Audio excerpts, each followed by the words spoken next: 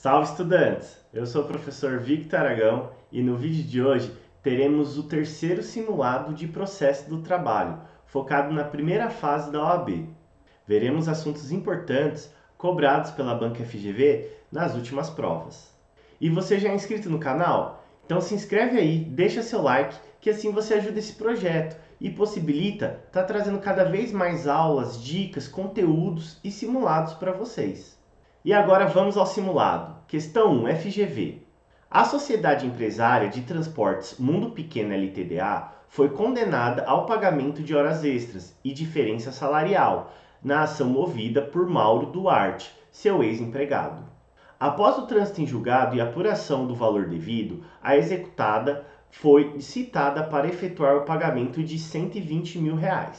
Ocorre que a sociedade empresária pretende apresentar embargos à execução, pois entende que o valor homologado é superior ao devido, mas não tem o dinheiro disponível para depositar nos autos. Sobre o caso relatado, de acordo com o que está previsto na CLT, assinale a afirmativa correta. E no caso em tela, é o executado, a empresa que está querendo entrar com embargos à execução. Vamos às alternativas. Letra A. Na Justiça do Trabalho não é necessário garantir o juízo para ajuizar embargos à execução. Errado, é necessário sim. Letra B. A sociedade empresária poderá apresentar seguro-garantia judicial para então apresentar embargos de execução. Correto, essa é a nossa resposta correta, letra B. Está lá no artigo 882 da CLT. A empresa, ela pode, para apresentar o embargo de execução, ela pode apresentar seguro-garantia judicial. É uma das possibilidades para estar garantido o depósito desse embargo de execução. Vamos ver agora o erro das outras. Letra C. A sociedade empresária poderá assinar uma nota promissória judicial e com isso ter direito a ajuizar embargos de devedor. Errado, não é embargo de devedor e não é cabível essa nota promissória judicial. Letra C errada.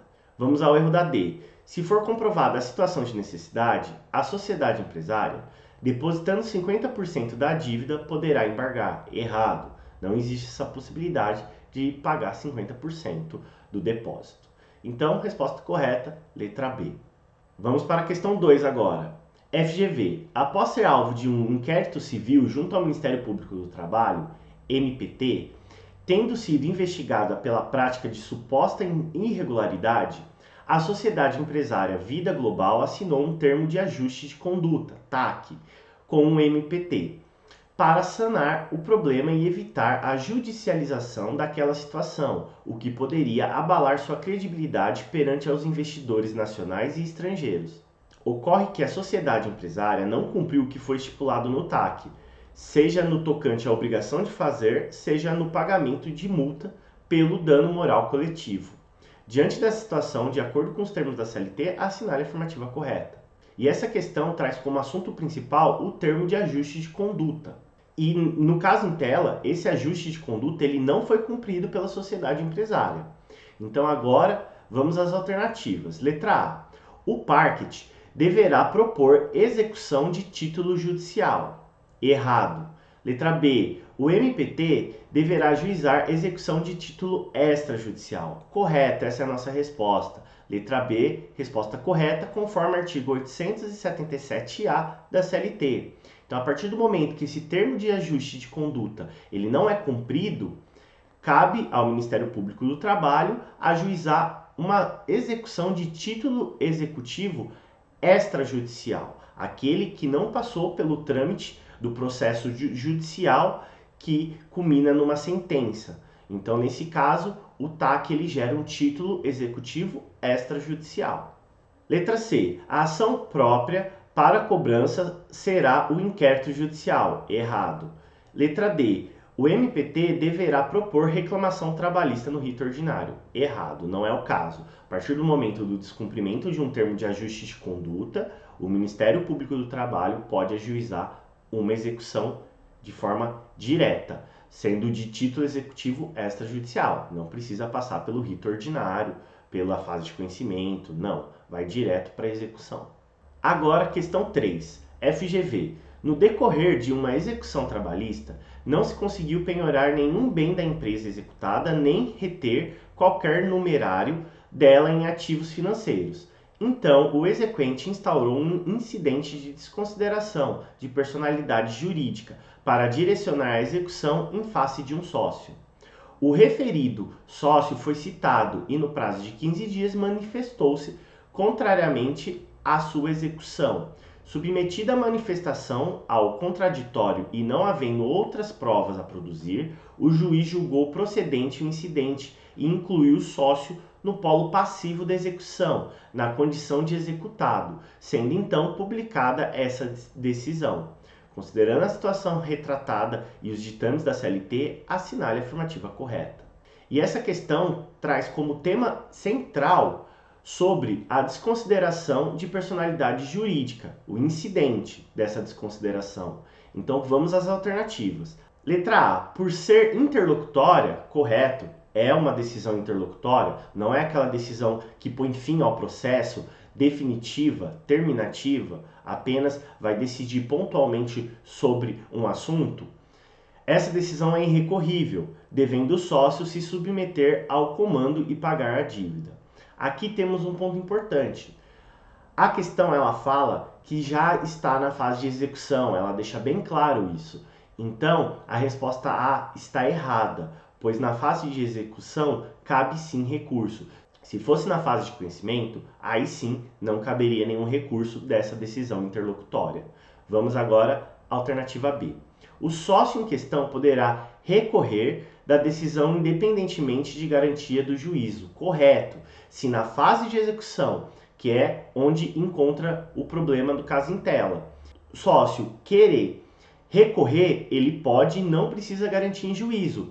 Recorrer especificamente sobre esse incidente de desconsideração de personalidade jurídica. E aqui o recurso cabível é o agravo de petição. Afinal de contas, estamos na fase de execução e o recurso cabível nessa fase, no processo do trabalho, é o agravo de petição. Letra C. Sendo a lei omissa a respeito, caberá ao juiz definir se a decisão do incidente poderá ser objeto de recurso. Errado. Letra D. O sócio poderá recorrer da decisão, mas terá que garantir o juízo de 50%. Errado. E o que justifica a resposta correta, se a letra B, é o artigo 855-A, parágrafo 1º da CLT. Ele vai especificar que pode, no caso específico de fase de execução, que é o caso em tela, é cabível, sem precisar garantir em juízo, o agravo de petição. Recorrer dessa decisão do juiz que aceitou o incidente de desconsideração da personalidade jurídica, executando assim o sócio. Continuando. Tá gostando do simulado? Já é inscrito no canal? Então se inscreve aí, deixa o seu like nesse vídeo, que assim você ajuda esse projeto a estar cada vez mais crescendo e trazendo mais informações, conteúdo, dicas. E me segue no Instagram, sempre que tem vídeo novo aqui no canal eu divulgo por lá. Além de vocês poderem encontrar dicas sobre a primeira fase da OAB, informações, então acesse lá. Voltando para o simulado, próxima questão, questão 4, FGV. Melissa era uma empregada terceirizada do setor de limpeza, que atuou durante todo o seu contrato em uma sociedade de economia mista federal, que era a tomadora dos serviços, a contratante. Após ter sido dispensada e não ter recebido nem mesmo as verbas resilitórias, Melissa ajuizou reclamação trabalhista contra o ex-empregador e contra a Sociedade de Economia Mista Federal, requerendo desta a responsabilidade subsidiária por ser tomadora dos serviços. O volume dos pedidos de Melissa alcança o valor de R$17 mil. Considerando os fatos narrados, assinale a afirmativa correta. E vamos analisar qual é o procedimento adequado para o caso em tela. Letra A. A ação tramitará pelo procedimento sumaríssimo, de modo que Melissa poderá conduzir no máximo 2 testemunhas. Correto, essa é a resposta, está lá no artigo 852-A e 852-H, parágrafo 2º da CLT. Então, no caso em tela, o procedimento correto é o sumaríssimo, porque esse procedimento é para aquelas demandas que são até 40 salários mínimos. E no caso em tela, o valor é de 17 mil. Então ele se encaixa nesse procedimento. E além disso, lá no artigo 852-H, parágrafo 2º, ele indica que nesse tipo de procedimento, no máximo, vai poder ter 2 testemunhas. Vamos ver agora o erro das outras alternativas. Letra B. Diante do valor dos pedidos formulados, a reclamação deverá se submeter ao rito sumário. Errado. Rito sumário são aquelas causas até 2 salários mínimos. Errado a letra B. Letra C. A reclamação adotará o rito especial, misto, e será possível a citação por edital. Errado. O rito adequado é o sumaríssimo. Letra D. A demanda observará rito ordinário, independentemente do valor do pedido de Melissa, pois um dos réus é ente público. Errado. Não é porque é qualquer ente público que precisa ir para o rito ordinário. No caso em tela, como é uma sociedade de economia mista, pode sim ser o procedimento sumaríssimo. Então a resposta correta é a letra A. Bom, e assim chegamos ao fim de mais um vídeo. Espero que tenham gostado do simulado de hoje. Vimos assuntos importantes cobrados na primeira fase da OAB sobre a matéria de processo do trabalho. Qualquer dúvida, deixa aí nos comentários que eu respondo vocês. E até o próximo vídeo, estudantes!